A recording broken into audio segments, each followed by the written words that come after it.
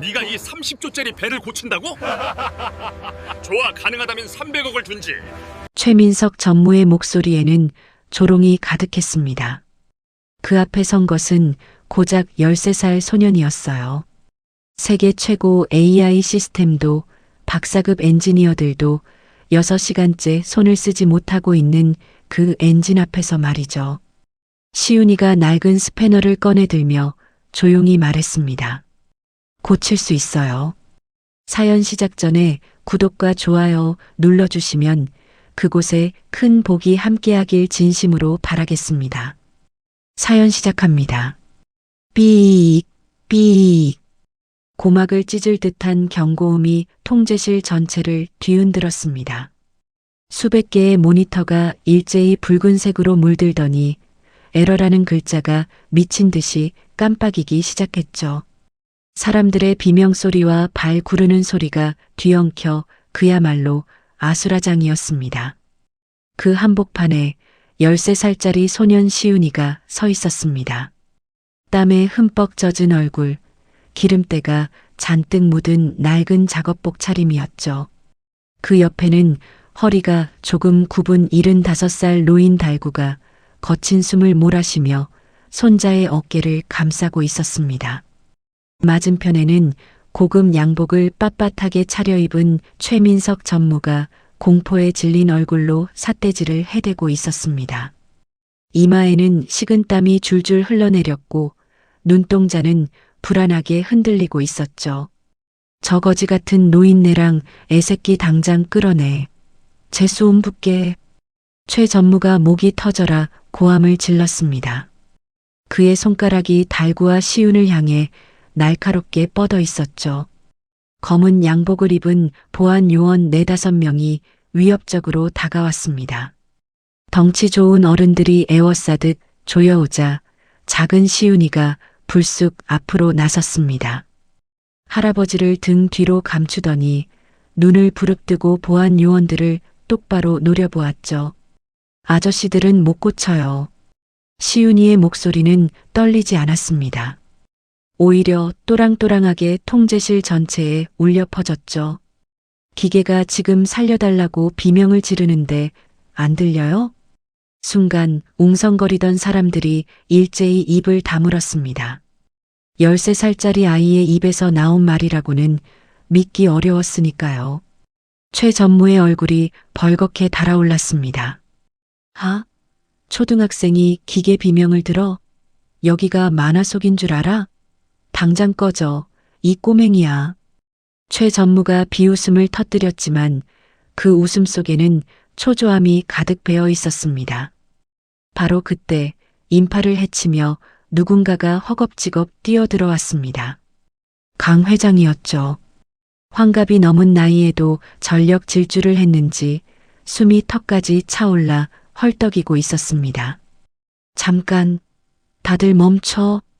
강 회장의 날카로운 외침에 보안 요원들의 발이 딱 멈춰 섰습니다. 회장은 곧장 시윤이 앞으로 다가가더니 무릎을 꿇듯 몸을 낮췄습니다. 그리고 시윤이의 작은 어깨를 두 손으로 꽉 잡았죠. 그 손이 사시나무처럼 떨리고 있었습니다.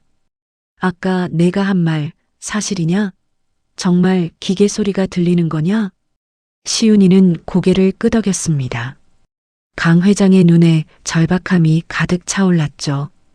그럼 정말 고칠 수 있느냐? 내 전 재산을 걸어도 좋다. 제발 고칠 수 있다고 말해다오. 최 전무가 발을 동동 구르며 끼어들었습니다. 회장님, 속지 마십시오. 고물상 영감이랑 코올리게한테 뭘 기대하십니까? 최 전무는 코웃음을 치며 시윤이를 내려다보았습니다. 그리고 홧김에 자신도 생각지 못한 말을 내뱉었죠. 야, 꼬마야. 내가 이 30조짜리 배를 고치면 내가 현찰 300억 준다. 300억? 그 순간 통제실 전체가 조용해졌습니다. 주변에 있던 엔지니어들이 숨을 삼켰고 누군가는 헛웃음을 흘렸죠. 300억이라니요. 최 전무는 아이를 조롱하고 쫓아내기 위해 던진 말이었습니다. 저 어린 것이 꼬리를 내리고 도망가겠거니 생각했던 거죠. 시윤이가 천천히 고개를 돌렸습니다. 할아버지의 손을 찾아 꽉 쥐었죠. 거칠고 굳은 살 박인 손이었습니다. 수십 년간 망치를 쥐고 쇠를 다듬어 온 손이었죠. 시윤이는 그 손에서 힘을 얻었습니다. 좋아요. 시윤이의 대답에 사람들이 술렁거렸습니다. 그 300억 준비하세요. 대신 못 고치면 우리가 책임질게요. 뭐든 다요. 최 전무의 눈이 휘둥그레졌습니다. 예상을 완전히 빗나간 대답이었으니까요. 강 회장이 벌떡 일어나더니 시윤이의 손을 덥석 잡았습니다. 아니다. 성공하면 회사 돈으로 내가 준다. 내가 약속하마. 최 전무의 얼굴이 일그러졌습니다. 하지만 이미 내뱉은 말을 주워 담을 수는 없었죠. 그는 비열하게 웃으며 말했습니다. 좋아, 계약 성립이다. 대신 실패하면 산업 스파이로 넘긴다. 각오해라. 달구는 손자의 뒷모습을 바라보며 가슴이 찢어지는 것 같았습니다. 고작 13살짜리 아이가 저 무거운 짐을 짊어지려 하고 있었으니까요. 미안하다, 시윤아. 못난 할아비 때문에 내가 이 고생이구나. 차마 입 밖으로 나오지 않는 말이 목구멍에 걸려 있었습니다. 시윤이가 작업복 주머니에 손을 넣더니 뭔가를 꺼냈습니다. 녹슬고 낡은 스패너였죠. 50년은 좋게 된 것 같은 고물이었습니다. 번쩍번쩍 빛나는 최신 장비를 든 엘리트 엔지니어들이 그 물건을 보더니 푸아 하고 비웃음을 터뜨렸습니다. 저거 고물상에서 주워왔나? 쟤네가 저걸로 30조짜리 배를 고친다고? 킬킬거리는 웃음소리가 사방에서 터져나왔습니다. 하지만 시윤이는 눈 하나 깜짝하지 않았습니다. 웃지 마세요. 시윤이의 목소리가 낮게 울렸습니다. 이건 이 배를 만든 사람의 피와 땀이에요. 아저씨들 손에 든 반짝거리는 것들보다 훨씬 값져요. 웃음소리가 뚝 그쳤습니다. 바로 그 순간 밖에서 천둥 소리가 쾅 하고 울려 퍼졌습니다. 동시에 발밑에서 쿵 하고 지진처럼 바닥이 흔들렸죠. 배 전체가 신음하듯 울부짖고 있었습니다. 시윤이가 입을 굳게 다물었습니다. 그리고 시커먼 엔진실 통로를 향해 첫걸음을 내디뎠습니다. 거대한 배의 어둠 속으로 작고 당당한 뒷모습이 사라져갔습니다. 달구가 묵묵히 그 뒤를 따랐죠. 쾅! 어디선가 금속이 부딪히는 굉음이 울렸습니다. 30조 원의 백고동을 울린 낡은 망치. 그 전설이 지금 막 시작되려 하고 있었습니다. 모든 것은 7년 전 가장 매서웠던 그 겨울에서 시작됐습니다. 칼바람이 휘몰아치는 허름한 판잣집, 문틈 사이로 찬 기운이 스며들어 방 안에서도 입김이 피어올랐죠. 달구는 그 작은 방에서 갓난아이를 품에 안고 밤을 지새우고 있었습니다. 한때 그는 전설의 용접 명장이었습니다. 손끝에서 불꽃이 튀면 어떤 쇠든 말을 들었고 그가 붙인 용접은 30년이 지나도 끄떡없다는 소문이 자자했죠. 하지만 세상은 그런 장인을 필요로 하지 않았습니다. 회사가 어려워지자 가장 먼저 잘린 건 월급이 높은 베테랑들이었고 달구도 예외는 아니었습니다. 구조조정 1순위로 잘렸고 그 무렵 외아들이 교통사고로 쓰러졌습니다. 중환자실 입원비에 남은 돈과 대출까지 몽땅 쏟아부었지만 아들은 떠났고 빚만 남았죠. 그날 이후 명장 박달구 대신 리어카를 끌고 폐지를 줍는 노인 박달구만 남았습니다. 며느리는 장례식이 끝나기 무섭게 짐을 싸서 도망쳤고 덩그러니 남은 건 핏덩이 손자뿐이었습니다. 기름값이 없어서 보일러를 못 돌리는 밤이 많았습니다. 그런 날이면 얇은 전기장판 위에 손자를 올려놓고 자기 몸으로 벽을 만들어 주었죠. 할아버지, 따뜻해. 아직 말도 제대로 못하던 시윤이가 할아버지 품에 파고들며 중얼거렸던 그 한마디가 달구에게는 세상 무엇보다 큰 힘이 되었습니다. 그렇게 세월이 흘러 시윤이가 6살이 되던 해였습니다. 그날도 달구는 고물상에서 쓸만한 것들을 골라내고 있었죠. 시윤이는 그 옆에서 이것저것 만지작거리며 놀고 있었습니다. 할아버지, 이거 뭐야? 시윤이가 집어든 건 누군가 버린 고장난 선풍기였습니다. 날개가 빠지고 모터에서 이상한 소리가 나는 폐품이었죠. 달구는 대수롭지 않게 대답했습니다. 그건 고장난 거야. 버려. 하지만 시윤이는 버리지 않았습니다. 선풍기를 귀에 가져다 대더니 한참을 가만히 듣고 있었죠. 그러더니 갑자기 고개를 갸웃거리며 말했습니다. 할아버지, 여기가 아파. 쇠가 긁혀서 울고 있어. 달구는 처음에 귀여운 소리 한다며 웃어넘겼습니다. 6살짜리가 무슨 소리를 가는 건가 싶었죠. 하지만 시윤이의 눈빛이 너무 진지해서 반신반의하며 선풍기를 뜯어보았습니다. 그리고 깜짝 놀라고 말았죠. 시윤이가 가리킨 곳에 정말로 머리카락보다 가는 철사 조각이 끼어 있었습니다. 모터축에 감겨서 마찰음을 내고 있었던 거죠. 눈으로는 도저히 보이지 않는 소리로만 찾을 수 있는 결함이었습니다. 달구의 손이 덜덜 떨렸습니다. 50년 넘게 기계를 만져온 자신도 몰랐던 걸 6살짜리 손자가 소리만 듣고 찾아낸 겁니다. 이 아이에게는 특별한 재능이 있구나. 소리만으로 기계의 결함을 찾아내는 능력, 이른바 절대 기계감이라는 것이 손자에게 있다는 걸 그날 처음 깨달았습니다. 그 뒤로 고물상은 시윤이의 학교가 되었습니다. 돈이 없어서 학원은 꿈도 못 꿨지만 달구는 자신이 아는 모든 것을 손자에게 가르쳤죠. 자, 잘 들어봐라. 이건 쇠가 배고픈 소리야. 기름칠을 해달라는 거지. 달구가 낡은 경첩을 흔들어 삐걱거리는 소리를 냈습니다. 그럼 이건요? 시윤이가 다른 부품을 두드렸습니다. 딱딱하고 날카로운 소리가 났죠. 이건 쇠가 화난 소리야. 어디가 어긋나서 불편하다는 거지. 할아버지의 눈높이 교육은 계속되었습니다. 시윤이는 스펀지가 물을 빨아들이듯 모든 걸 흡수했죠. 10살이 되었을 때는 동전 떨어지는 소리만 듣고도 그 동전이 언제 만들어진 건지 맞힐 수 있을 정도가 되었습니다. 하지만 세상이 모두 시윤이에게 친절한 건 아니었습니다. 야, 너 고물상 냄새 난다. 저리 가. 학교에서 아이들은 시윤이를 따돌렸습니다. 기름때가 밴 옷, 손톱 밑에 낀 검은 때, 그런 것들이 놀림감이 되었죠. 시윤이는 아무 말도 하지 않았습니다. 그저 입술을 꾹 깨물고 참았죠.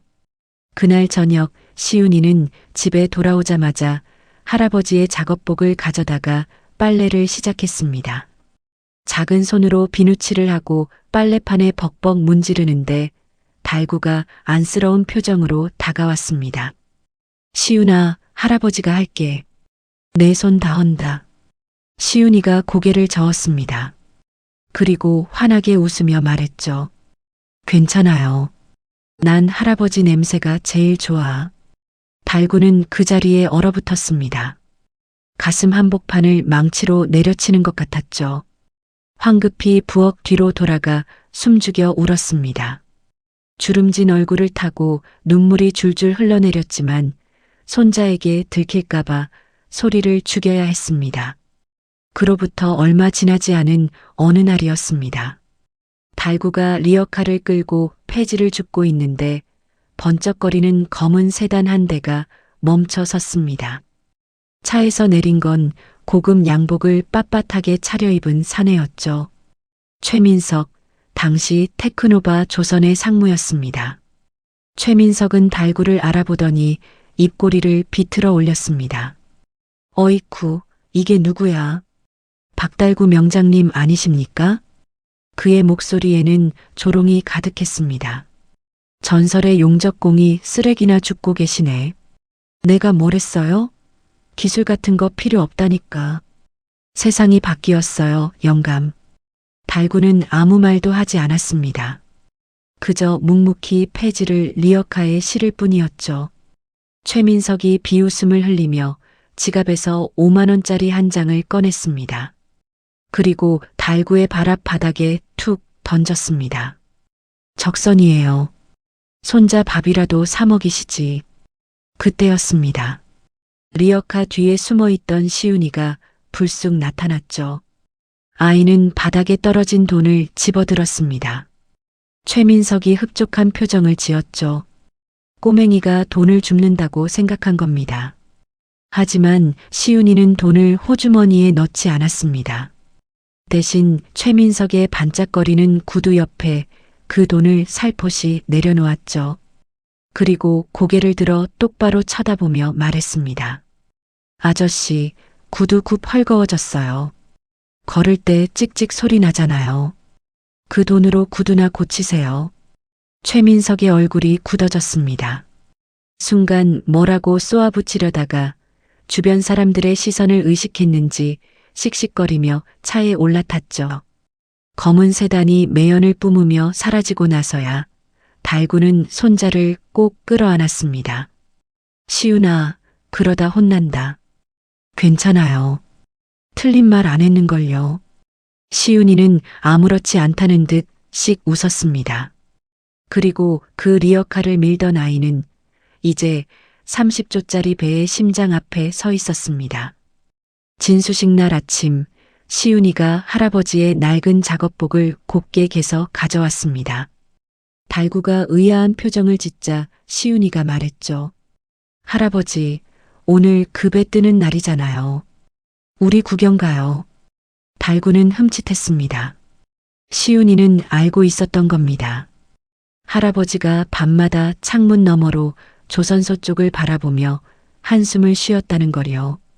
자신이 평생을 바쳤던 곳, 하지만 이제는 발도 들여놓을 수 없는 그곳을 그리워하고 있다는 거요. 달구는 한참을 망설였습니다. 하지만 손자의 손에 이끌려 결국 리어카를 끌고 집을 나섰죠. 번쩍거리는 고급 세단들이 줄지어 조선소로 향하고 있었습니다. 그 사이로 녹슨 리어카 하나가 끼어들었죠. 끽, 끽, 바퀴가 삐걱거리는 소리가 났습니다. 지나가는 사람들이 힐끗힐끗 쳐다봤지만 시윤이는 개의치 않고 리어카를 밀었습니다. 끽, 끽. 그 소리가 마치 운명의 문을 두드리는 소리처럼 울려 퍼졌습니다. 조선소 진수식장은 그야말로 축제 분위기였습니다. 오색 테이프가 바람에 휘날리고 군악대의 연주 소리가 우렁차게 울려 퍼졌죠. 하늘에서는 색색의 풍선이 떠올랐고 수천 명의 하객들이 자리를 가득 메우고 있었습니다. 30조 원짜리 초대형 액화천 연가스 운반선, 그 거대한 뱃머리에는 붉은 리본이 달려 있었죠. 통제실 안에서는 최민석 전무가 일찌감치 샴페인을 따고 있었습니다. 아직 진수식이 끝나지도 않았는데 말이죠. 그의 얼굴에는 자신만만한 미소가 번져 있었습니다. 뭘 그렇게 긴장들 하고 있어? AI가 다 알아서 한다니까.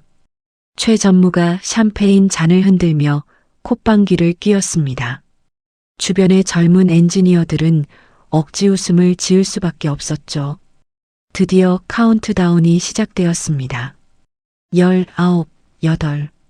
군중들의 함성이 점점 커졌습니다. 3, 2, 1.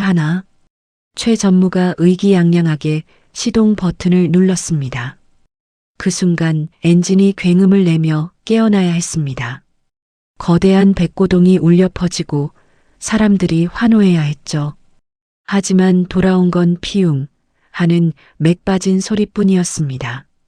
모든 모니터가 일제히 꺼졌습니다.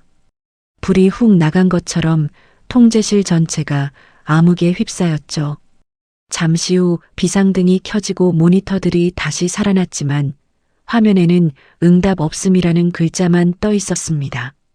뭐야, 이게 뭐야? 최 전무의 얼굴이 하얗게 질렸습니다. 샴페인 잔이 손에서 미끄러져 바닥에 떨어졌죠. 쨍그랑 유리 깨지는 소리가 정적을 깼습니다. 엔지니어들이 허겁지겁 키보드를 두드렸습니다. 하지만 아무리 명령을 입력해도 시스템은 꿈쩍도 하지 않았죠. AI 진단 돌려. 빨리. 최 전무가 악을 썼습니다. 최첨단 인공지능 시스템 알파 스캔이 가동되었죠. 수십억을 들여 도입한 어떤 고장도 찾아낸다던 그 시스템이었습니다. 하지만 돌아온 대답은 어이없었습니다. 시스템 정상. 이상 없음. 정상이라고? 배가 안 움직이는데 정상이야? 최 전무가 발을 동동 굴렀습니다. 그러더니 옆에 서 있던 젊은 엔지니어의 정강이를 걷어찼죠. 이 멍청한 놈들. 내가 관리를 어떻게 했길래. 엔지니어가 비명을 지르며 쓰러졌지만 아무도 말리지 않았습니다. 다들 공포에 질려 얼어붙어 있었으니까요. 바로 그때 VIP 관람석에서 한 사내가 벌떡 일어났습니다. 중동의 석유 재벌이었죠. 그의 얼굴이 분노로 일그러져 있었습니다. 이 배를 사기 위해 수조 원을 준비하고 날아온 사람이었으니까요. 강 회장의 얼굴이 새파랗게 질렸습니다.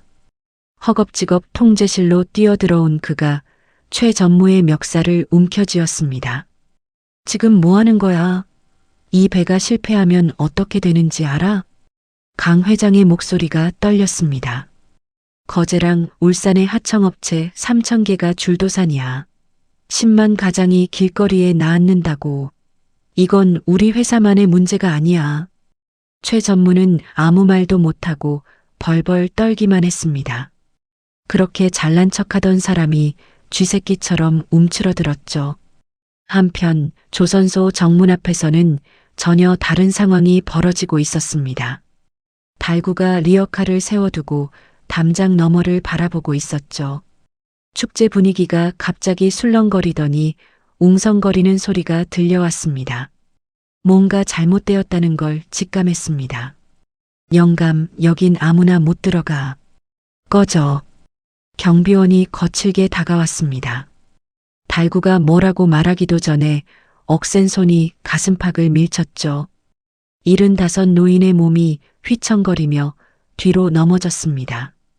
리어카가 덜컹거리며 쓰러지고 쌓아두었던 폐지가 바닥에 와르르 쏟아졌습니다. 할아버지. 시윤이가 달려와 할아버지를 부축했습니다. 달구의 팔꿈치에서 피가 배어 나왔지만 노인은 아프다는 소리 한마디 하지 않았죠. 바로 그 순간이었습니다. 으악, 귀가 아파. 시윤이가 갑자기 양쪽 귀를 틀어막으며 비명을 질렀습니다. 무릎이 꺾이더니 그 자리에 쭈그려 앉았죠. 얼굴이 하얗게 질려 있었습니다. 시윤아, 왜 그래? 어디가 아픈 거야? 달구가 다급하게 손자를 끌어안았습니다. 시윤이가 고통스러운 표정으로 배 쪽을 가리켰죠. 할아버지, 배가 울어요. 뱃속에서 쇠구슬이 굴러가는 소리가 나요. 되게 크게, 되게 무섭게요. 달구의 눈이 번쩍 뜨였습니다. 50년 넘게 쇠를 만져온 그는 알았죠. 손자의 말이 무슨 뜻인지. 공명현상이 일어나고 있다는 걸. 바로 그때 조선소 전체에 비상 사이렌이 울려 퍼졌습니다. 사람들이 비명을 지르며 뛰어다니기 시작했죠. 달구가 벌떡 일어났습니다. 피가 흐르는 팔꿈치 따위는 신경 쓸 겨를이 없었죠. 비켜. 배가 위험해. 노인이 정문을 향해 몸을 던졌습니다. 경비원이 막아섰지만 달구는 물러서지 않았죠. 이 영감탱이가. 경비원이 다시 달구를 밀치려는 순간 누군가 외쳤습니다. 잠깐, 멈춰. 현장 소장이 허겁지겁 달려왔습니다. 50대 중반의 사내였죠. 그가 달구의 얼굴을 보더니 눈이 휘둥그레졌습니다. 스승님? 박달구 스승님 아니십니까? 자네가. 김 소장? 30년 전 달구 밑에서 용접을 배웠던 제자였습니다. 지금은 이 조선소의 현장 소장이 된 거죠. 스승님이 왜 여기에? 설명할 시간 없어. 이해가 3번 터빈 뒤쪽에서 틱틱거리는 소리가 난다고 해. 빨리 확인해봐. 김 소장의 얼굴이 굳어졌습니다. 3번 터빈이라면 엔진의 핵심 부위였으니까요. 스승님 말씀이라면 믿겠습니다. 김 소장이 경호원들을 향해 고함쳤습니다. 이분들 내가 책임진다. 당장 비켜. 경호원들이 어리둥절한 표정으로 길을 열었습니다. 달구가 시윤이의 손을 꼭 잡고 조선소 안으로 뛰어들어갔죠. 통제실 문이 벌컥 열렸습니다. 땀 냄새와 기름 냄새가 밴 낡은 작업복 차림의 노인과 아이가 들어서자 고급 양복을 입은 엘리트들이 일제히 코를 막았습니다. 뭐야, 저 냄새. 거지가 왜 여기 들어와? 수군거리는 소리가 여기저기서 들려왔습니다. 하지만 달구는 눈 하나 깜짝하지 않았죠. 최 전무가 달구를 발견하고는 경악했습니다. 얼굴이 일그러지더니 이를 악물었죠. 박달구, 당신이 여길 왜 와? 이 판에 사기나 치러 온 거야? 달구가 천천히 입을 열었습니다. 목소리는 낮았지만 묵직한 무게감이 실려 있었죠. 민서가, 기계는 입으로 고치는 게 아니다. 최 전무의 얼굴이 벌겋게 달아올랐습니다. 하지만 말대꾸할 틈도 없이 시윤이가 앞으로 나섰죠. 시윤이가 통제실 마이크를 집어들었습니다. 스피커에서 나오는 잡음에 귀를 기울이더니 눈을 질끈 감았죠. 온 신경을 소리에 집중하는 것 같았습니다. 찾았어요. 시윤이가 눈을 번쩍 떴습니다. 3번 터빈 후면부, 냉각수 파이프 연결 부위에 뭔가 붙어 있어요. 틱틱, 틱틱거리는 소리가 나요. 김 소장이 재빨리 현장 카메라를 돌렸습니다. 화면에 3번 터빈 후면부가 잡혔죠. 그리고 모두가 숨을 삼켰습니다. 정체불명의 검은 장치가 파이프에 찰싹 달라붙어 있었습니다. 누가 봐도 원래 있어야 할 부품이 아니었죠. 저게 뭐야? 폭탄이야? 도청장치야? 통제실이 발칵 뒤집혔습니다. 사람들이 비명을 지르며 뒤로 물러났죠. 시윤이가 고개를 저었습니다. 폭탄 아니에요. 진동을 만들어내는 스피커예요. 엔진 박자를 일부러 망치고 있어요. 저것 때문에 기계가 헷갈려하는 거예요. 강 회장이 다급하게 명령했습니다. 당장 저것 떼어내. 작업자가 급히 출동했습니다. 몇 분 후 검은 장치가 떨어져 나왔죠. 그러자 모니터의 그래프가 서서히 안정을 찾기 시작했습니다. 붉은색으로 물들었던 화면이 초록색으로 바뀌어 갔죠. 됐다. 정상으로 돌아오고 있어. 환호성이 터져 나왔습니다. 사람들이 서로 얼싸안으며 기뻐했죠. 최 전무도 안도의 한숨을 내쉬며 가슴을 쓸어내렸습니다. 하지만 시윤이만은 웃지 않았습니다. 아이의 얼굴이 점점 하얗게 질려가고 있었죠. 입술이 파르르 떨리더니 갑자기 달구의 옷자락을 꽉 움켜쥐었습니다. 할아버지, 시윤이의 목소리가 떨렸습니다. 이상해요. 소리가 더 커지고 있어요. 시윤이의 말이 끝나기가 무섭게 떼어낸 검은 장치에서 빨간 불이 번쩍 들어왔습니다. 삐. 날카로운 경고음이 울렸죠. 사람들의 시선이 일제히 그 장치로 쏠렸습니다. 순간 배 전체가 쿠구구궁하고 울부짖었습니다.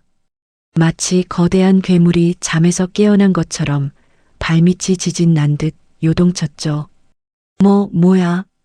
사람들이 비명을 지르며 난간을 붙잡았습니다. 책상 위에 물건들이 우당탕 쏟아졌고 모니터 화면이 미친 듯이 깜빡거렸죠. 엔진 과부하, 공명현상 발생. 젊은 엔지니어가 새파랗게 질린 얼굴로 외쳤습니다. 모니터의 수치가 빨간색 최대치를 찍고 있었죠. 시윤이가 바닥에 쓰러졌습니다. 양손으로 귀를 틀어막고 대굴대굴 구르며 괴로워했죠. 으악, 머리가 터질 것 같아요.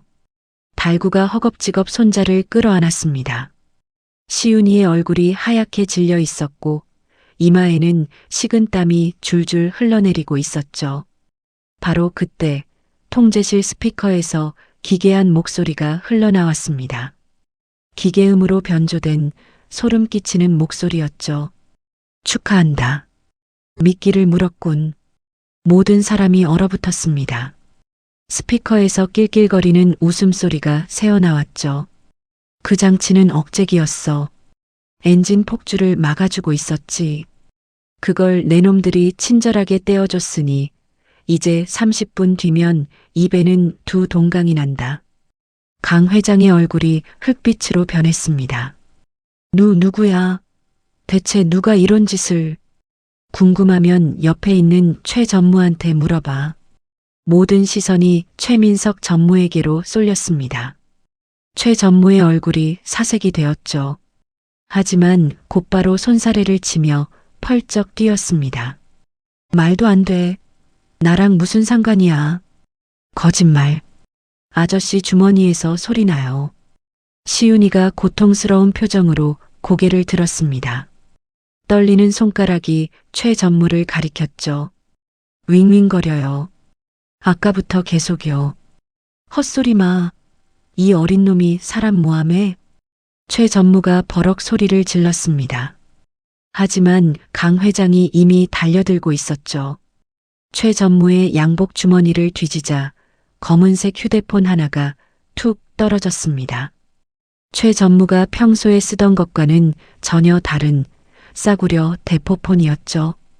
이건 최 전무의 얼굴이 흙빛으로 변했습니다. 강 회장이 화면을 확인하더니 손이 덜덜 떨렸죠. 입금 완료. 30분 뒤 파괴 개시. 통제실이 술렁거렸습니다. 사람들이 최 전무를 노려보며 웅성거렸죠. 이건 누명이야. 누가 내 주머니에 넣은 거라고. 최 전무가 악을 썼습니다. 하지만 스피커에서 다시 비웃는 목소리가 흘러나왔죠. 누명이래.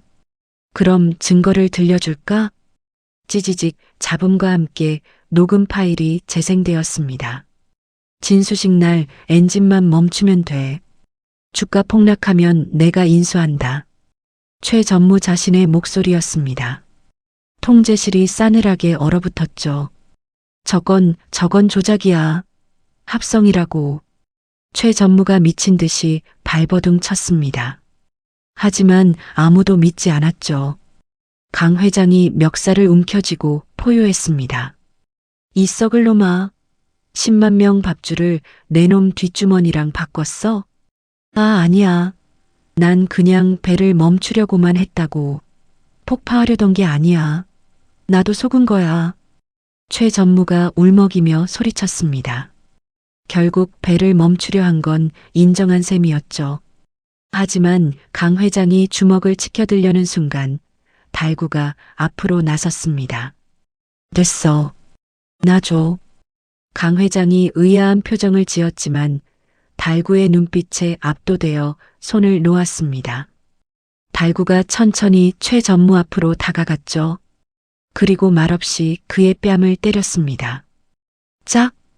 강 회장의 주먹보다 훨씬 가벼운 하지만 더 서늘한 소리였습니다. 최 전무의 고개가 옆으로 돌아갔죠. 민서가. 달구의 목소리는 낮았지만 통제실 전체에 울려 퍼졌습니다. 기술자 아버지가 창피해서 그렇게 살았냐. 내 아버지가 하늘에서 통곡하겠다. 최 전무의 눈에서 눈물이 주르륵 흘러내렸습니다. 분노도 변명도 아닌 무언가 깊은 곳에서 터져나온 눈물이었죠. 하지만 감상에 젖어 있을 시간이 없었습니다. 스피커에서 다시 변조된 목소리가 흘러나왔죠. 감동적인 장면 잘 봤어. 근데 시간은 안 기다려주거든. 순간 모든 모니터가 일제히 꺼졌습니다. 그리고 다시 켜졌을 때 화면에는 해골 모양의 그림과 함께 숫자가 떠올랐죠. 28분 43초, 28분 42초. 카운트다운이 시작된 겁니다. 시스템 접근 권한이 차단됐습니다. 해커가 완전히 장악했어요. 엔지니어들이 미친 듯이 키보드를 두드렸지만 아무 소용이 없었습니다. 화면은 꿈쩍도 하지 않았죠. 배의 진동이 점점 거세졌습니다. 끼익, 금속이 비명을 지르는 소리가 났죠. 통제실 유리창에 지지직, 금이 가기 시작했습니다. VIP들이 비명을 지르며 출구로 몰려갔습니다. 아수라장이 따로 없었죠. 서로 밀치고 넘어지고 고급 양복이 찢어지고 구두가 벗겨져도 아무도 신경 쓰지 않았습니다. 박사학위를 단 엔지니어들이 절망적인 표정으로 고개를 저었습니다. 공명현상입니다. 진동이 증폭되고 있어요. 컴퓨터가 먹통이니 손 쓸 방법이 없습니다. 그럼 우리 다 죽는 거야? 누군가의 절규가 터져 나왔습니다. 사람들이 주저앉아 울기 시작했죠. 포기의 공기가 통제실을 가득 채웠습니다. 바로 그때 달구가 어깨에 메고 있던 낡은 가방을 내려놓았습니다. 천이해져서 군데군데 기운 자국이 있는 볼품없는 가방이었죠. 달구가 지퍼를 열자 안에서 무언가가 모습을 드러냈습니다. 50년은 좋게 된 망치 하나와 녹슨 스패너 몇 자루. 손때가 까맣게 묻어 있었고 나무 손잡이는 닳고 닳아 반질반질했죠. 뭐야, 그 고물로 뭘 하게? 누군가 비웃음을 흘렸습니다. 하지만 달구는 대꾸하지 않았죠. 천천히 고개를 들었습니다. 주름진 얼굴에 담긴 눈빛은 고요했지만 그 안에는 50년 세월의 무게가 담겨 있었습니다. 기계가 말을 안 들으면 몸으로 대화해야지. 시윤이가 달구의 손을 꼭 잡았습니다. 할아버지, 나도 같이 갈래요. 안 돼. 위험해. 내가 소리를 들어야 해요. 할아버지 눈이 되어줄게요. 어디를 때려야 하는지 내가 찾을 수 있어요. 달구는 한참을 손자를 바라보았습니다. 13살짜리 아이의 눈에는 두려움이 없었죠. 아니, 두려움을 이겨낸 단단함이 있었습니다. 노인이 손자의 손을 꽉 쥐었습니다. 거칠고 굳은 살 박인 손과 작고 부드러운 손이 맞잡혔죠. 두 사람은 말없이 엔진실로 향하는 철문 앞에 섰습니다. 문 틈새로 뜨거운 열기가 새어나오고 있었죠. 달구가 손잡이를 잡았습니다. 철문이 끼익 소리를 내며 열렸습니다. 순간 지옥의 열기가 뿜어져 나왔습니다. 얼굴이 화끈거릴 정도의 뜨거운 바람이었죠.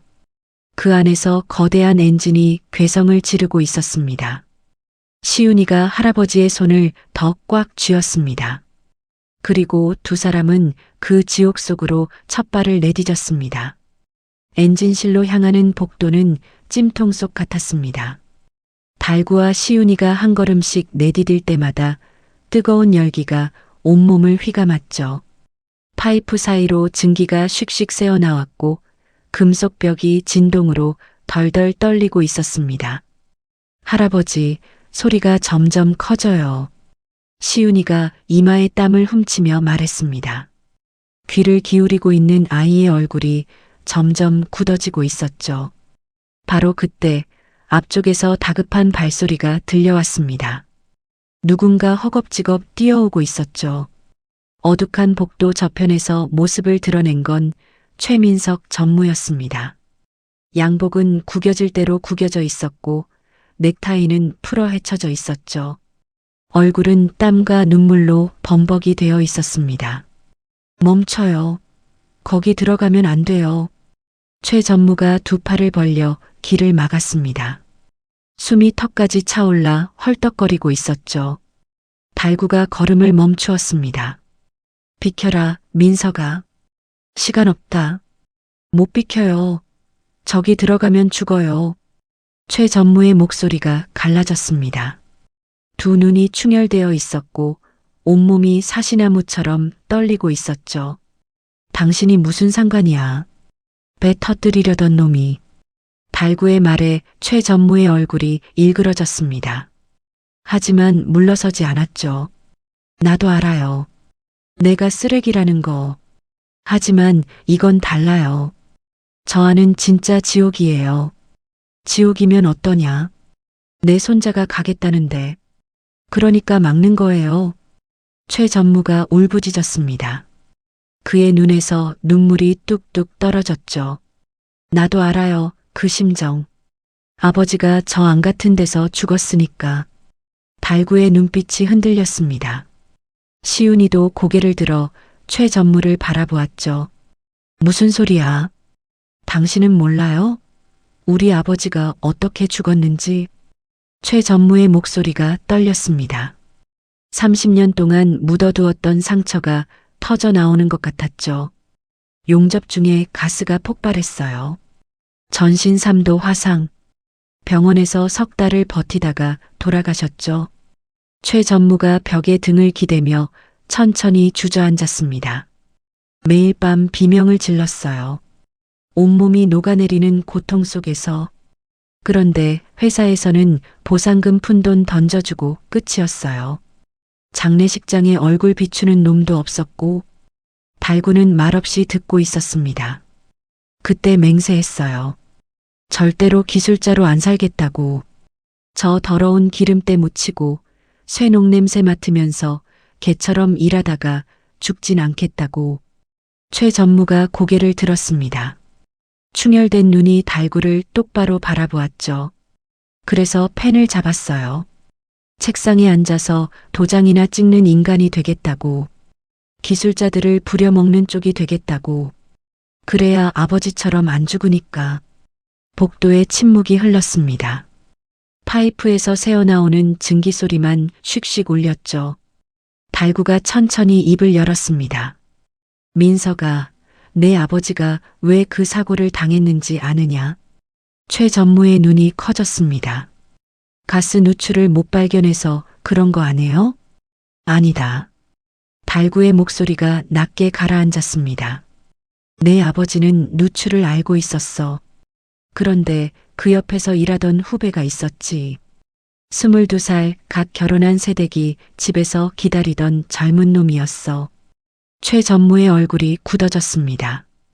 후배가 실수로 밸브를 잘못 건드렸어. 가스가 새기 시작했지. 내 아버지는 소리쳤어. 빨리 나가라고. 그리고 자기 몸으로 후배를 밀쳐냈어. 폭발이 터진 건 그 직후였다. 거짓말. 거짓말이 아니야. 나도 그 현장에 있었어. 불길 속에서 내 아버지가 뭐라고 했는지 아느냐? 달구의 눈에 눈물이 맺혔습니다. 그 젊은 놈 살렸으면 됐다고. 자기 대신 잘 가르쳐 달라고. 그게 마지막 말이었어. 최 전무의 입에서 신음이 새어나왔습니다. 무릎에 힘이 풀려 바닥에 완전히 주저앉았죠. 어깨가 들썩거렸습니다. 몰랐어요. 그런 줄 몰랐어요. 그때 회사가 쉬쉬한 거야. 산재 처리하면 돈이 더 들어가니까. 내 아버지 희생을 숨기고 단순 부주의로 처리해버렸지. 난 항의했지만 나도 곧 쫓겨났어. 달구가 최 전무 앞에 쭈그려 앉았습니다. 그리고 그 어깨를 가만히 잡았죠. 내 아버지는 기름때 묻은 손이 부끄러웠던 적 없다. 그 손으로 사람을 살렸어. 부끄러운 건 그걸 숨긴 놈들이지. 내 아버지가 아니야. 최 전무가 얼굴을 감싸며 오열했습니다. 30년 동안 품어온 분노와 수치심이 눈물이 되어 쏟아져 나왔죠.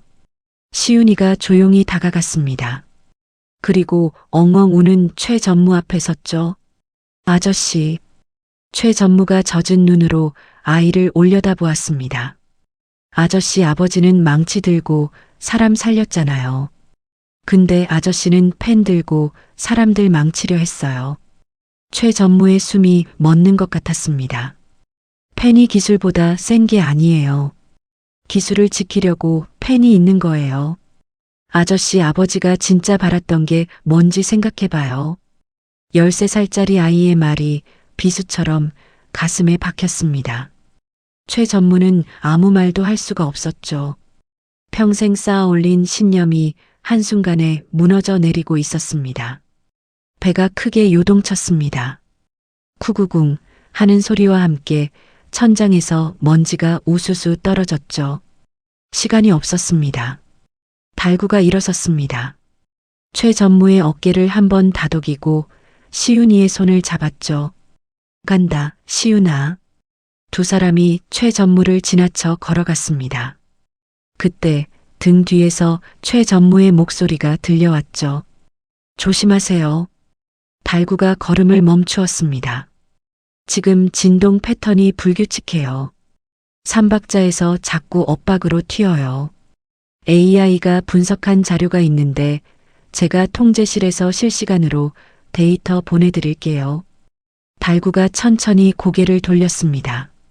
최 전무가 비틀거리며 일어서고 있었죠. 눈물 자국이 얼룩진 얼굴이었지만 눈빛은 달라져 있었습니다. 이번엔 제가 제대로 쓸게요. 펜을. 달구의 입가에 희미한 미소가 번졌습니다. 그래, 그게 내 아버지가 원했던 거다. 엔진실 철문이 눈앞에 나타났습니다. 문틈 사이로 붉은 빛이 새어나왔고 열기가 얼굴을 후끈 달궜죠. 안에서 거대한 엔진이 괴물처럼 울부짖고 있었습니다. 달구가 낡은 망치를 꺼내 들었습니다. 쇠머리가 붉은 빛을 받아 둔탁하게 빛났죠. 시윤아, 준비됐냐? 시윤이가 고개를 끄덕였습니다. 작은 얼굴에 비장함이 서려 있었죠. 네. 소리 들을게요, 할아버지. 철문이 열렸습니다. 굉음과 열기가 파도처럼 밀려왔죠. 두 사람의 그림자가 붉은 지옥 속으로 삼켜져 갔습니다. 엔진실안은 지옥 그 자체였습니다. 거대한 피스톤들이 미친 듯이 오르내리고 있었고 굵은 파이프들이 뱀처럼 사방으로 뻗어 있었죠. 붉은 경고등이 번쩍거렸고 금속이 부딪히는 굉음이 고막을 때렸습니다. 열기는 숨을 쉴 수 없을 정도였죠. 달구가 낡은 망치를 꽉 쥐었습니다. 손잡이에서 아버지 뻘 되는 선배들의 손때가 느껴지는 것 같았죠. 시윤아, 어디서 소리가 나냐? 시윤이가 눈을 질끈 감았습니다. 온 신경을 귀에 집중했죠. 수천 가지 소리가 뒤엉켜 있었지만 그 속에서 이상한 리듬이 느껴졌습니다. 찾았어요. 저쪽 3번 터빈이요. 시윤이가 손가락으로 가리켰습니다. 거대한 터빈이 비정상적으로 떨리고 있었죠. 마치 심장이 불규칙하게 뛰는 것 같았습니다. 바로 그때 무전기에서 최 전무의 목소리가 들려왔습니다. 박 선생님, 데이터 보입니다. 지금 진동 패턴이 3박자예요. 윙, 윙, 윙. 빠르게 돌고 있어요. 달구가 터빈 앞에 섰습니다. 눈을 감고 진동을 온몸으로 느꼈죠. 50년 동안 쇠를 만져온 감각이 살아났습니다. 시윤아, 박자를 불러라. 네. 하나, 둘, 셋. 시윤이의 구령에 맞춰 달구의 망치가 허공을 갈랐습니다. 깡. 첫 번째 타격이 터빈의 급소를 정확히 때렸죠. 찌릿한 충격이 팔을 타고 올라왔습니다. 하나, 둘, 셋. 깡, 깡. 연속으로 2번 더. 망치가 쇠를 때릴 때마다 불꽃이 튀었습니다. 달구의 이마에서 땀이 비 오듯 흘러내렸죠. 통제실에서 환호성이 터져 나왔습니다. 진동이 줄어들고 있어. 그래프가 내려가요. 최 전무가 무전기로 외쳤죠. 모니터의 붉은색 수치가 조금씩 초록색으로 바뀌고 있었습니다. 망치 소리와 엔진 소리가 묘하게 어우러지며 진동을 잡아가고 있었죠. 하지만 적도 가만히 있지 않았습니다. 스피커에서 스파이의 분노에 찬 목소리가 터져 나왔습니다. 이 미친 영감탱이가.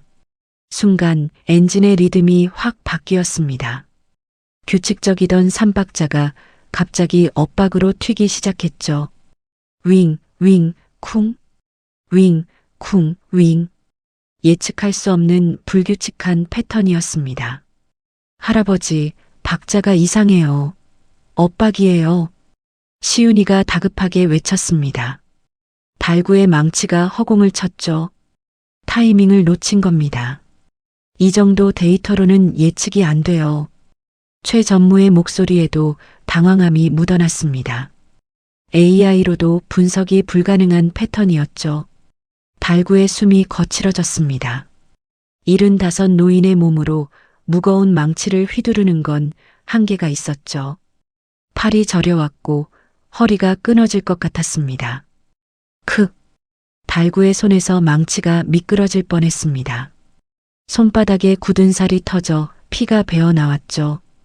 붉은 피가 망치 손잡이를 적셨습니다. 할아버지, 시윤이가 비명을 질렀습니다. 하지만 달구는 이를 악물고 다시 망치를 쥐었죠. 괜찮다. 이 정도는 아무것도 아니야. 바로 그때 엔진실 문이 벌컥 열렸습니다. 젊은 엔지니어 5-6명이 뛰어들어왔죠. 손에는 저마다 스패너와 망치를 들고 있었습니다. 명장님, 저희가 돕겠습니다. 선두에 선 젊은이가 외쳤습니다. 김 소장의 부하들이었죠. 우리도 기술자입니다. 가만히 보고만 있을 수 없어요. 달구의 눈에 뜨거운 것이 차올랐습니다. 하지만 감상에 젖을 시간이 없었죠. 좋아. 다들 내 손자 신호에 맞춰라. 시윤이가 박자를 부르면 그때 쳐. 젊은 엔지니어들이 터빈 주위로 흩어졌습니다. 각자 위치를 잡았죠. 시윤이가 다시 귀를 기울였습니다. 엇박 속에서도 규칙을 찾아내려 애썼죠. 이마에 핏줄이 솟을 정도로 집중했습니다. 찾았어요. 엇박 다음에 꼭 쉬는 박자가 있어요. 거기를 노려요. 시윤이가 손을 번쩍 들었습니다. 지금 7개의 망치가 동시에 내리쳤습니다. 깡, 쿵, 땅. 금속 소리가 엔진실 전체를 울렸죠. 마치 대장간에서 쇠를 두드리는 것 같은 웅장한 소리였습니다. 다시, 지금, 깡, 쿵, 땅. 인간의 리듬이 기계의 오류를 덮어쓰기 시작했습니다. 불규칙하던 진동이 조금씩 잡혀갔죠. 스피커에서 스파이의 비명이 터져 나왔습니다. 이게 말이 돼? 사람이 기계를 이긴다고? 데이터로 예측이 안 되잖아. AI는 계산할 수 있었지만 인간의 직감은 계산할 수 없었습니다. 50년 경력의 명장과 천재적 청각을 가진 아이, 그리고 젊은 기술자들의 협동. 그 어떤 슈퍼컴퓨터도 흉내낼 수 없는 조합이었죠. 할아버지, 거의 다 됐어요. 한 번만 더. 시윤이가 외쳤습니다. 달구가 마지막 힘을 짜냈죠. 피 묻은 손으로 망치를 높이 치켜들었습니다. 다 같이 쾅! 7개의 망치가 동시에 급소를 때렸습니다. 섬광이 번쩍였고 굉음이 터졌죠. 그리고 엔진이 고요해졌습니다. 정막이 찾아왔습니다. 미친 듯이 날뛰던 피스톤이 안정을 찾았고 붉은 경고등이 하나둘 꺼지기 시작했죠. 해냈어요. 진동이 정상으로 돌아왔어요. 무전기 너머로 최전무의 환호성이 들려왔습니다. 통제실에서도 사람들이 서로 얼싸안으며 기뻐하는 소리가 들렸죠. 달구가 무릎을 꿇었습니다. 온몸에 힘이 빠져나간 것 같았죠. 젊은 엔지니어들이 달려와 부축했습니다. 명장님, 괜찮으세요? 괜찮다. 괜찮아. 달구가 힘겹게 미소 지었습니다. 시윤이가 할아버지에게 달려와 꼭 안겼죠. 할아버지, 해냈어요. 우리가 해냈어요. 바로 그 순간이었습니다. 삐익. 새로운 경고음이 엔진실 전체를 뒤흔들었습니다. 모두의 얼굴이 굳어졌죠. 뭐야, 이건 또 뭐야? 모니터에 새로운 메시지가 떠올랐습니다. 연료 밸브 강제 개방. 5분 후 엔진 융해. 스피커에서 스파이의 광기 어린 웃음소리가 터져 나왔습니다. 잘 싸웠어, 영감탱이. 하지만 난 지는 게 싫거든. 다 같이 불타 죽자고. 자폭 코드였습니다. 엔진 온도가 급격히 치솟기 시작했죠. 금속이 달궈지는 냄새가 코를 찔렀습니다. 전자 제어 장치가 타버렸어요. 컴퓨터로는 밸브를 못 잠가요. 최전무의 절규가 무전기로 들려왔습니다. 수동 밸브를 직접 잠가야 해요. 그런데 최전무의 목소리가 떨렸습니다. 그 통로는 지금 고압 증기가 뿜어져 나오고 있어요. 사람이 들어갈 수 있는 상황이 아니에요. 엔지니어들의 얼굴이 하얗게 질렸습니다. 아무도 선뜻 나서지 못했죠. 그건 자살이나 다름없었으니까요. 시윤이가 천천히 고개를 들었습니다. 그리고 그 좁은 통로를 바라보았죠. 성인은 어깨가 걸려 들어갈 수 없는 크기였습니다. 하지만 13살 아이의 몸이라면 시윤이가 그 좁은 통로를 바라보았습니다. 어른 어깨 너비의 절반도 안 되는 구멍이었죠. 안에서는 뜨거운 증기가 슉슉 뿜어져 나오고 있었습니다. 손을 갖다 대기만 해도 화상을 입을 것 같은 열기였죠. 저기 들어가면 돼요? 시윤이가 담담하게 물었습니다. 최전무의 목소리가 무전기로 떨리며 들려왔죠. 수동 밸브가 저 통로 끝에 있어. 그걸 시계 반대 방향으로 끝까지 돌리면 연료 공급이 차단돼. 그런데 시윤아, 저 안은 알아요. 뜨겁다는 거죠? 시윤이가 통로 앞으로 걸어갔습니다. 달구가 번개처럼 손자의 팔을 붙잡았죠. 안 된다. 달구의 목소리가 갈라졌습니다. 절대 안 돼. 저긴 지옥이야. 네가 들어가면 산채로 익는다. 할아버지, 나 말고는 들어갈 수 있는 사람이 없어요. 그래도 안 돼. 달구가 시윤이를 끌어안았습니다. 온몸이 부들부들 떨리고 있었죠. 네가 죽으면 할아버지는 어떻게 살아? 차라리 내가 들어갈게. 내가 몸을 쪼개서라도 들어갈게. 할아버지 어깨가 안 들어가요. 아까 봤잖아요. 시윤이가 할아버지의 얼굴을 올려다보았습니다. 그 눈빛이 어찌나 고요하던지 달구는 순간 아들을 보는 것 같았죠. 할아버지가 맨날 그랬잖아요. 기술자는 도망가면 안 된다고. 내 앞에 고장난 기계가 있으면 고쳐야 한다고. 그건 지금 저 배가 고장났어요. 내가 고칠 수 있어요. 할아버지가 가르쳐준 대로요. 달구의 눈에서 눈물이 뚝뚝 떨어졌습니다. 주름진 볼을 타고 흘러내린 눈물이 기름때 묻은 작업복을 적셨죠. 시윤아, 제발. 금방 갔다 올게요. 할아버지 나 믿지? 시윤이가 씩 웃었습니다. 그리고 옆에 있던 물통을 집어들더니 온몸에 물을 끼얹었죠. 차가운 물이 머리부터 발끝까지 흘러내렸습니다. 달구가 떨리는 손으로 자신의 가죽 장갑을 벗었습니다. 50년 동안 함께한 손때가 까맣게 벤 장갑이었죠. 그걸 손자의 작은 손에 끼워 주었습니다. 이거 끼고 가라. 할아버지 손을 지켜준 장갑이야. 네 손도 지켜줄 거다. 장갑은 시윤이 손에 비해 너무 컸습니다. 하지만 시윤이는 꼭 쥐었죠. 고마워요, 할아버지. 시윤아.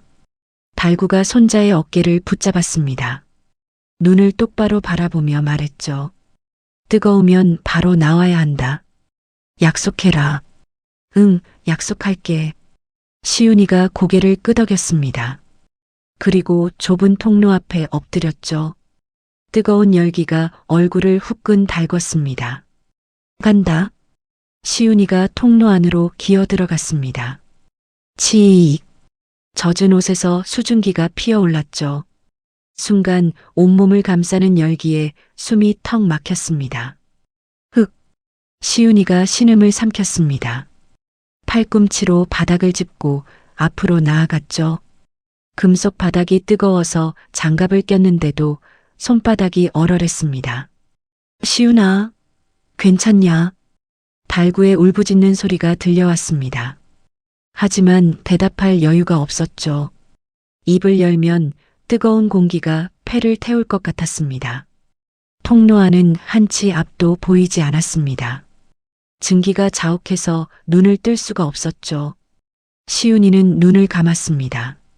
어차피 눈으로 보는 건 의미가 없었으니까요.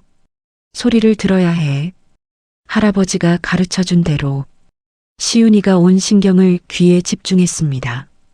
씩씩거리는 증기 소리, 금속이 달궈지는 소리, 그 속에서 밸브가 돌아가는 미세한 소리를 찾아야 했죠.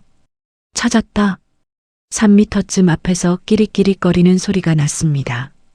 밸브였죠. 시윤이가 이를 악물고 앞으로 기어갔습니다. 무릎이 쓸렸고 팔꿈치가 까졌습니다. 하지만 멈출 수 없었죠. 드디어 손끝에 차가운 쇠가 닿았습니다. 밸브 손잡이였죠. 하지만 만지는 순간 시윤이의 얼굴이 일그러졌습니다. 차가운 게 아니었습니다. 너무 뜨거워서 차갑게 느껴진 거였죠. 으악! 시윤이가 비명을 질렀습니다. 장갑 위로 열기가 뚫고 들어왔죠. 손바닥이 불에 닿은 것처럼 타들어갔습니다. 시윤아, 시윤아. 달구의 절규가 통로 밖에서 메아리 쳤습니다. 무전기 너머로 사람들의 비명 소리도 들렸죠. 나와, 제발 나와. 하지만 시윤이는 손을 놓지 않았습니다. 이를 악물고 밸브를 돌리려 했죠. 그런데 꿈쩍도 하지 않았습니다. 녹이 슬어서 뻑뻑하게 굳어 있었던 겁니다. 안 돌아가. 시윤이의 눈에서 눈물이 흘러내렸습니다. 뜨거운 게 아니라 억울해서 나오는 눈물이었죠. 여기까지 와서 실패할 순 없었습니다. 모니터에는 남은 시간이 떠 있었습니다. 1분 12초, 1분 11초. 돌아, 제발. 시윤이가 온 힘을 다해 밸브를 돌렸습니다. 어깨가 빠질 것 같았고 손목이 꺾일 것 같았죠. 하지만 밸브는 꿈쩍도 하지 않았습니다. 50초. 시윤이의 머릿속에 할아버지 얼굴이 떠올랐습니다. 추운 겨울밤 자신을 꼭 안아주던 따뜻한 품. 고물상에서 쇠 다루는 법을 가르쳐주던 거친 손. 맨날 라면만 먹으면서도 손자한테는 고기 반찬 해주시던 그 마음. 할아버지한테 못 돌아가면 안 돼. 시윤이가 주머니를 더듬었습니다. 손끝에 뭔가 닿았죠. 할아버지가 아침에 챙겨준 박하사탕이었습니다. 힘들면 이거 먹어라. 정신이 번쩍 든다. 시윤이가 사탕을 입에 털어 넣었습니다. 시원한 맛이 입안에 퍼졌죠. 정신이 맑아지는 것 같았습니다. 아, 시윤이가 있는 힘껏 괴성을 질렀습니다. 그리고 두 손으로 밸브를 움켜쥐고 온몸에 무게를 실었죠. 기기기기기. 밸브가 움직였습니다. 조금씩 돌아가기 시작했죠. 30초. 조금만 더. 기기기기기. 20초. 시윤이의 손에서 피가 났습니다. 장갑이 타버려서 맨손이 드러났죠. 살이 익는 냄새가 났습니다. 10초. 돌아가라. 쿵. 밸브가 끝까지 잠겼습니다. 동시에 씩씩거리던 증기 소리가 뚝 멈췄죠. 통제실 모니터에서 경고등이 꺼졌습니다. 온도 게이지가 급격히 떨어지기 시작했죠. 밸브가 잠겼어요. 온도가 내려가요. 최 전무가 환호성을 질렀습니다. 통제실에서 사람들이 서로 얼싸안으며 울었죠. 하지만 엔진실에는 환호성이 없었습니다. 시윤아. 달구가 통로 입구에서 미친 듯이 외쳤습니다. 시윤아, 대답해. 나와. 빨리 나오란 말이야. 대답이 없었습니다. 시윤아. 달구가 통로 안으로 상체를 밀어 넣었습니다. 어깨가 걸렸지만 신경 쓰지 않았죠. 피부가 찢어지는 것도 몰랐습니다. 시윤아. 할아버지야. 대답해. 어둠 속에서 아무 소리도 들리지 않았습니다. 달구의 심장이 얼어붙었죠. 안 돼, 안 돼, 안 돼. 달구가 통로 안으로 기어 들어갔습니다. 뜨거운 열기가 살을 태웠지만 느껴지지 않았죠. 오직 손자 생각뿐이었습니다. 얼마나 기어갔을까. 손끝에 뭔가 닿았습니다. 작고 축 늘어진 몸이었죠. 시윤아. 달구가 손자를 끌어안았습니다. 시윤이는 눈을 감고 있었고 숨을 쉬는지 안 쉬는지 알 수 없었죠. 하느님 제발. 이해만은. 달구가 시윤이를 안고 통로를 빠져나왔습니다. 밖에서 기다리던 엔지니어들이 달려왔죠. 시윤이의 손은 시뻘겋게 화상을 입어 있었습니다. 얼굴도 그을려 있었고 옷은 반쯤 타 있었죠. 축 늘어진 몸이 꼼짝도 하지 않았습니다. 모두가 숨을 죽였습니다. 달구가 손자를 꽉 끌어안고 오열했습니다. 시윤아, 눈 떠라. 할아버지한테 눈 뜨라고. 달구의 목소리가 갈라졌습니다. 손자를 끌어안은 팔이 덜덜 떨리고 있었죠. 주변의 엔지니어들도 고개를 숙인 채 눈물을 훔치고 있었습니다. 그때였습니다. 콜록, 콜록. 시윤이가 기침을 터뜨렸습니다. 작은 몸이 움찔거리더니 눈꺼풀이 파르르 떨렸죠. 그리고 천천히 눈을 떴습니다. 할아버지. 달구의 눈이 휘둥그레졌습니다. 믿을 수 없다는 표정이었죠. 시윤아, 시윤아. 달구가 손자를 더 꽉 끌어안았습니다. 어깨가 들썩거리며 오열이 터져나왔죠. 평생 남 앞에서 눈물 한 번 안 보이던 노인이었습니다. 시윤이가 힘겹게 고개를 들었습니다. 그을린 얼굴에 미소가 번졌죠. 할아버지, 울지 마요. 나 안 죽었잖아. 이 녀석아. 달구가 손자의 머리를 쓰다듬었습니다. 거칠고 굳은 살 박인 손이 한없이 부드러워졌죠. 시윤이가 갑자기 뭔가 생각났다는 듯 눈을 반짝였습니다. 할아버지, 그 아저씨 300억 주는 거 맞지? 안 주면 어떡해. 순간 정적이 흘렀습니다. 그리고 엔진실 전체에 웃음이 터져나왔죠. 눈물과 웃음이 뒤섞인 안도의 웃음이었습니다. 무전기 너머로 최 전무의 떨리는 목소리가 들려왔습니다. 시윤이가 살았어요. 살아있대요. 통제실에서 환호성이 폭발했습니다. 서로 얼싸안고 뛰어다니는 소리, 박수 소리, 울음소리가 뒤섞였죠. 바로 그 순간 엔진이 다시 깨어났습니다. 부르릉 하고 힘찬 소리를 내며 정상 가동을 시작했죠. 그리고 조선소 전체에 우렁찬 소리가 울려 퍼졌습니다. 부웅. 백고동 소리였습니다. 30조 원짜리 초대형 선박이 처음으로 제 목소리를 낸 거죠. 그 소리가 어찌나 맑고 웅장하던지 듣는 사람마다 가슴이 뭉클해졌습니다. 달구가 고개를 들어 천장을 바라보았습니다. 눈가에 눈물이 맺혀 있었죠. 들리냐, 시윤아. 배가 고맙다고 인사하는 거다. 시윤이가 할아버지 품에 얼굴을 묻으며 고개를 끄덕였습니다. 엔진실 문이 열리고 사람들이 쏟아져 들어왔습니다. 맨 앞에 강 회장이 있었죠. 양복은 구겨질 대로 구겨져 있었고 얼굴은 눈물범벅이었습니다. 강 회장이 달구 앞에 섰습니다. 그리고 모두가 보는 앞에서 기름때 묻은 바닥에 무릎을 꿇었죠. 죄송합니다. 강 회장의 목소리가 떨렸습니다. 그리고 감사합니다. 두 분이 나라를 구했습니다. 주변의 엔지니어들이 하나둘 모자를 벗었습니다. 고개를 숙여 경의를 표했죠. 아까까지 코를 막고 비웃던 엘리트들도 줄줄이 허리를 굽혔습니다. 그 누구도 입을 열지 못했죠. 일어나시오, 회장님. 달구가 강 회장의 팔을 잡아 일으켰습니다. 무릎 꿇을 건 내가 아니라 저기 누워있는 내 손자요. 시윤이가 민망한 듯 고개를 저었습니다. 하지만 그 얼굴에는 뿌듯한 미소가 번져 있었죠. 그때 엔진실 입구에서 소란이 일었습니다. 검은 양복을 입은 사내들이 들어왔죠. 수사관들이었습니다. 그 뒤로 수갑을 찬 최민석 전무가 끌려 나왔습니다. 최 전무가 달구 앞에서 걸음을 멈췄습니다. 수사관이 재촉했지만 최 전무는 꼼짝도 하지 않았죠. 그의 눈에 눈물이 그렁그렁 맺혀 있었습니다. 박 선생님, 최 전무의 목소리가 갈라졌습니다.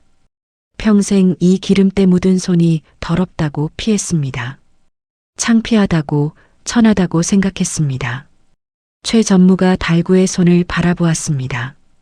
굳은 살이 박이고 상처투성이인 그 손을요.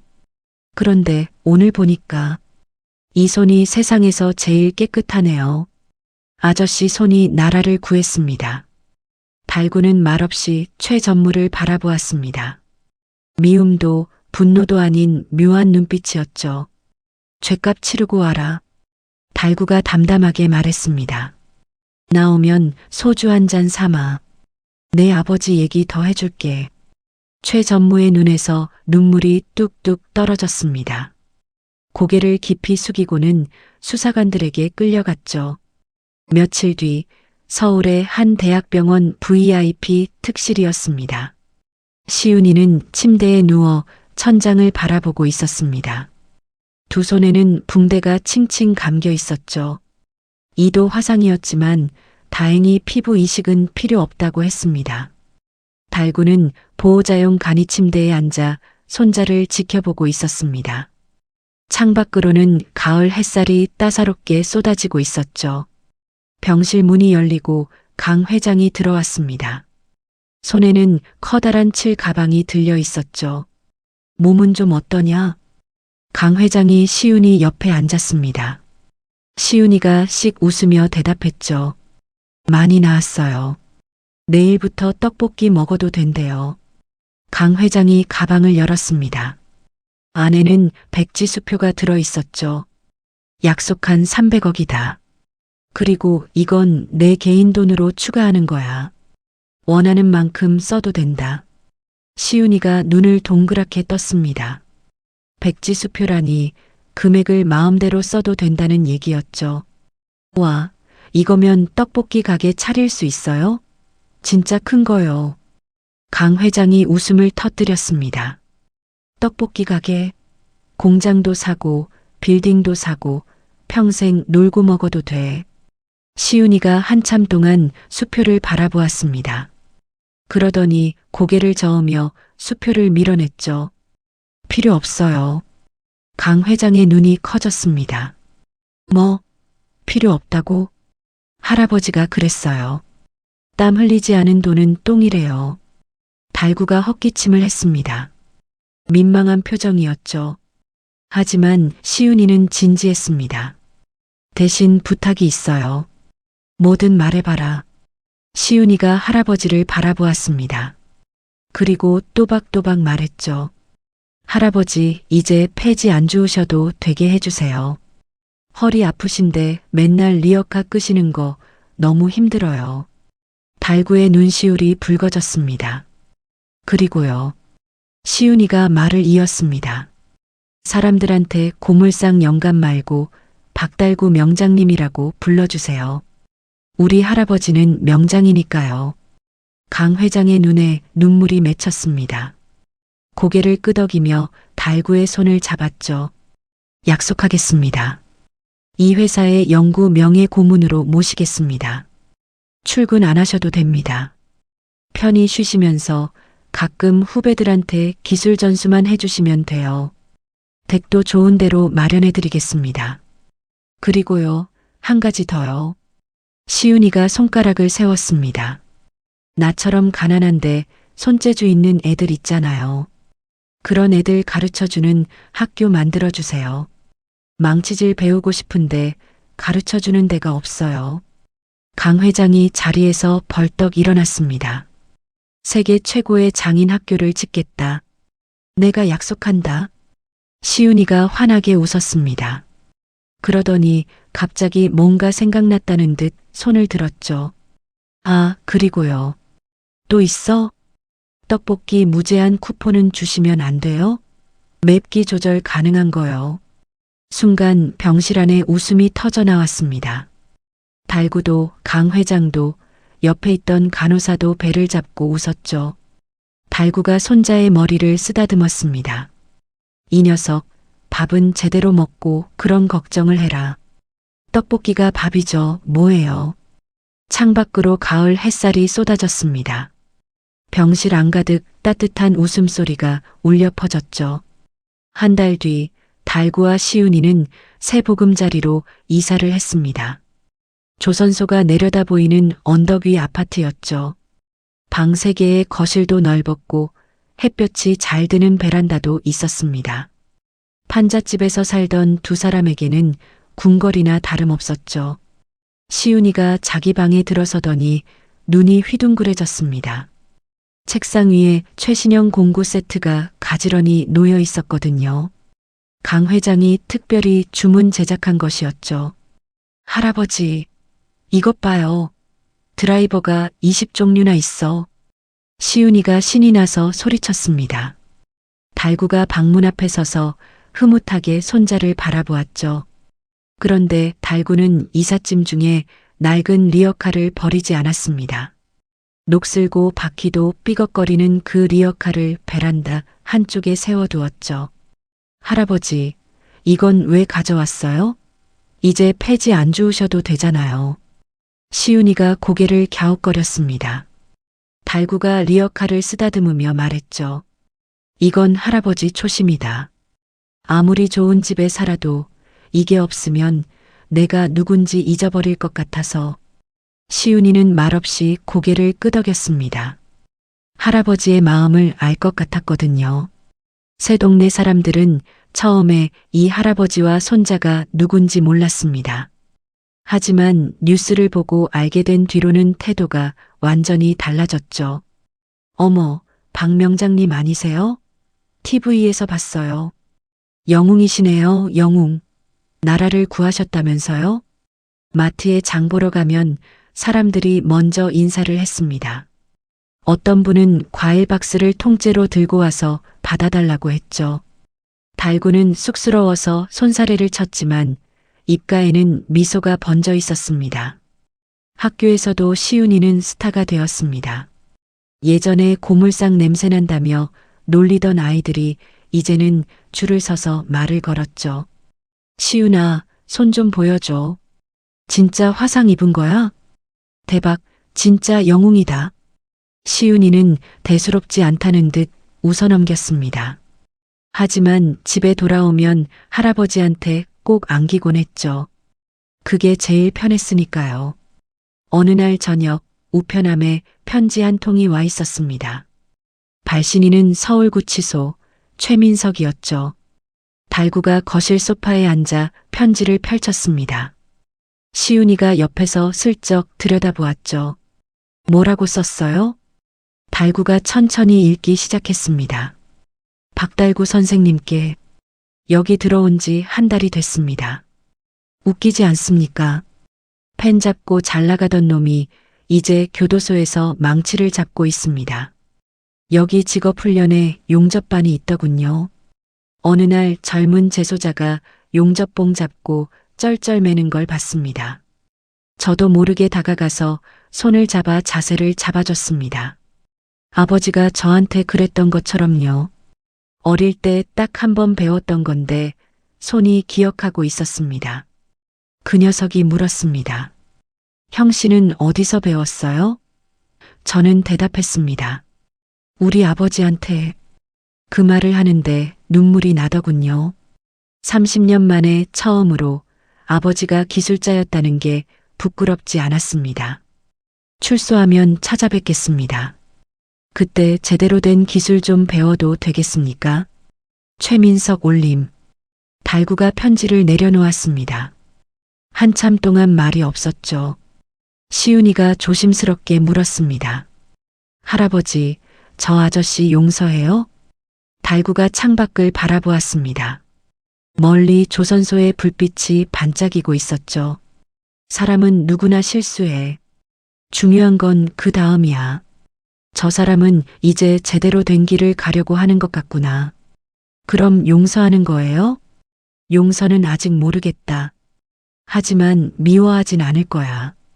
달구가 시윤이의 머리를 쓰다듬었습니다. 나중에 나오면 약속대로 소주 한 잔 해야지. 그때 내 아버지 얘기도 더 해주고. 시윤이가 할아버지 품에 파고들었습니다. 따뜻했죠. 며칠 뒤 일요일 아침, 달구가 시윤이를 깨웠습니다. 시윤아, 일어나라. 할아버지랑 산책하자. 두 사람은 조선소가 내려다 보이는 언덕에 올랐습니다. 가을바람이 시원하게 불어왔죠. 언덕 아래로 거대한 배들이 줄지어 서 있는 게 보였습니다. 할아버지, 저기 봐요. 우리가 고친 배다. 시윤이가 손가락으로 가리켰습니다. 그 30조 원짜리 초대형 선박이 바다로 나갈 준비를 하고 있었죠. 바로 그때 배에서 백고동 소리가 울려 퍼졌습니다. 부웅. 맑고 웅장한 소리가 언덕까지 올라왔습니다. 시윤이가 눈을 감고 귀를 기울였죠. 할아버지, 배가 인사해요. 고맙다고요. 그래, 들린다. 아주 씩씩한 소리구나. 달구의 눈가에 눈물이 맺혔습니다.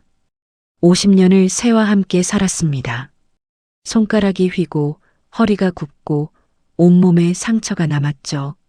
하지만 후회는 없었습니다. 시윤아, 응? 할아버지가 너한테 물려줄 게 없어서 미안했다. 돈도 없고 땅도 없고. 시윤이가 고개를 저었습니다. 할아버지가 엄청 많이 물려줬는데요. 뭘? 쇠소리 듣는 법이요. 망치 잡는 법이요. 기술자는 도망가면 안 된다는 것도요. 시윤이가 할아버지의 손을 꽉 잡았습니다. 그리고 이 손이요. 세상에서 제일 따뜻한 손. 이게 제일 큰 유산이에요. 달구는 아무 말도 할 수 없었습니다. 목이 메어서 말이 나오지 않았죠. 그저 손자의 손을 꼭 쥐고 있을 뿐이었습니다. 부웅. 배가 다시 한번 백고동을 울렸습니다. 마치 두 사람의 앞날을 축복해 주는 것 같았죠. 가을 햇살이 언덕 위에 쏟아졌습니다. 할아버지와 손자의 그림자가 나란히 길게 뻗어 있었죠. 리어카를 끌던 그 초라한 그림자가 아니었습니다. 당당하고 따뜻하고 빛나는 그림자였습니다. 시윤이가 문득 하늘을 올려다보았습니다. 할아버지, 나 나중에 커서 뭐가 될까? 글쎄다. 뭐가 되고 싶은데? 할아버지 같은 사람이요. 손으로 뭐든 고칠 수 있는 사람. 달구가 빙그레 웃었습니다. 그래, 넌 할아버지보다 훨씬 대단한 사람이 될 거다. 두 사람은 한참 동안 그 자리에 서서 바다를 바라보았습니다. 배들이 백고동을 울리며 하나둘 바다로 나가고 있었죠. 그 소리가 어찌나 웅장하던지 가슴 깊은 곳까지 울리는 것 같았습니다. 10년이 흘렀습니다. 조선소 옆 언덕 위에 커다란 건물이 들어섰습니다. 정문에는 금빛 글씨로 이렇게 쓰여 있었죠. 박달구 기술전수센터. 건물 안에서는 정겨운 망치 소리가 울려 퍼지고 있었습니다. 깡, 깡, 땅. 그 사이사이로 아이들의 웃음소리가 섞여 나왔죠. 85이 된 달구는 여전히 이곳에서 아이들을 가르치고 있었습니다. 허리는 더 굽었고 흰 머리카락은 성성해졌지만 눈빛만큼은 10살은 젊어 보였죠. 야, 그렇게 세게 치면 쇠가 아프다니까. 달구가 호통을 쳤습니다. 12살쯤 되어 보이는 남자아이가 움츠러들었죠. 죄송해요, 선생님.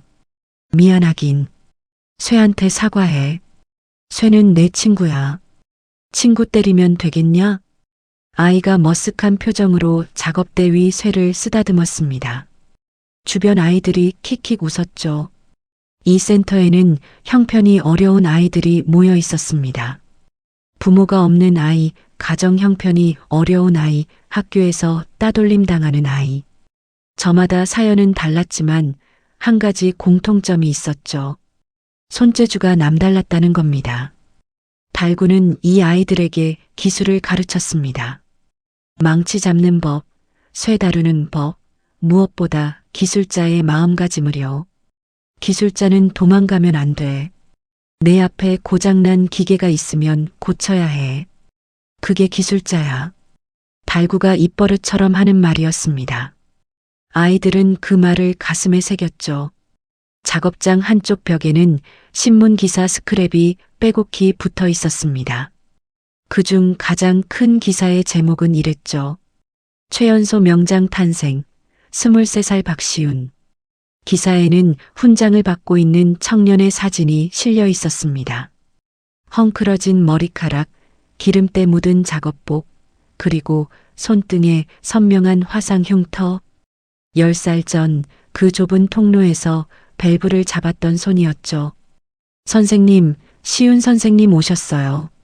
아이 하나가 소리쳤습니다. 문이 열리고 23살이 된 시훈이가 들어섰죠. 키가 훌쩍 커서 달구보다 머리 하나는 더 컸습니다. 할아버지, 점심 굶으면 어떡해요? 또 애들 가르친다고 안 드셨죠? 시훈이가 도시락 보따리를 들어 보였습니다. 달구가 헛기침을 했죠. 배 안 고팠어? 거짓말. 아까 배꼽시계 소리 들었어요. 꼬르륵 했잖아요. 아이들이 와르르 웃음을 터뜨렸습니다. 달구가 머쓱한 표정을 지었죠. 점심시간이 되자 아이들이 우르르 시훈이 주변에 모여들었습니다.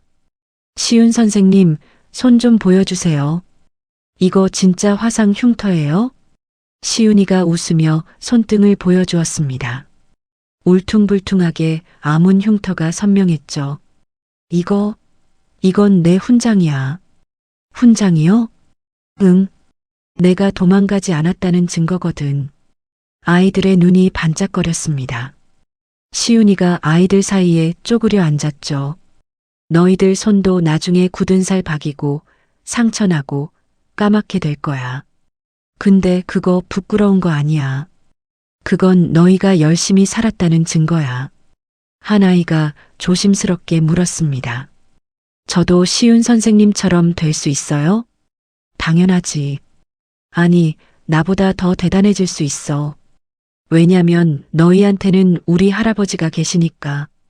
시훈이가 달구를 바라보며 씩 웃었습니다. 달구가 괜히 헛기침을 했죠. 그때 작업장 문이 다시 열렸습니다. 머리가 허옇게 센 사내가 들어섰죠. 60이 넘어 보이는 나이에 손에는 낡은 용접 마스크를 들고 있었습니다. 박 선생님, 오늘도 수업 도우러 왔습니다. 최민석이었습니다. 출소한 뒤 이 센터에서 자원봉사를 하고 있었죠. 일주일에 3번 아이들에게 용접 기초를 가르쳤습니다. 왔냐? 오늘 고등반 애들 용접 실습이다. 잘 봐줘라. 알겠습니다. 최민석이 고개를 숙여 인사하고 작업장 안쪽으로 들어갔습니다. 10년 전 삿대질하며 소리치던 그 오만한 모습은 어디에도 없었죠. 지금 그의 손은 아버지처럼 굳은 살이 박여 있었습니다. 오후가 되자 특별한 행사가 열렸습니다. 센터 졸업생들이 만든 친환경 소형 선박 진수식이었죠. 작은 배였지만 처음부터 끝까지 학생들 손으로 만든 거였습니다. 바닷가에 사람들이 모였습니다. 졸업생들, 재학생들, 학부모들, 그리고 강 회장까지. 은퇴한 강 회장은 요즘 달구와 막걸리 친구가 되어 있었죠. 야, 달구야. 우리가 이런 날을 보내. 강 회장이 달구 옆에 서서 말했습니다. 달구가 고개를 끄덕였죠. 그러게. 내가 이렇게 오래 살 줄 몰랐어. 뭔 소리야. 100살까지 살아야지. 아직 가르칠 애들이 얼마나 많은데. 두 노인이 나란히 웃었습니다. 시훈이가 마이크를 잡았습니다. 지금부터 제1호 진수식을 시작하겠습니다. 이 배 이름은 달구호입니다. 사람들 사이에서 박수가 터져 나왔습니다. 달구가 깜짝 놀라 시훈이를 바라보았죠. 야, 그런 말을 미리 해야지. 깜짝 선물이에요, 할아버지. 시윤이가 환하게 웃었습니다. 그리고 큰 소리로 외쳤죠. 진수. 작은 배가 바다로 미끄러져 들어갔습니다. 그리고 백고동이 울렸죠. 뿌. 10년 전 그 30조 원짜리 배의 백고동만큼 웅장하지는 않았습니다. 하지만 그 소리는 달구의 가슴 깊은 곳까지 울렸죠. 할아버지. 시윤이가 달구 옆에 섰습니다. 고마워요.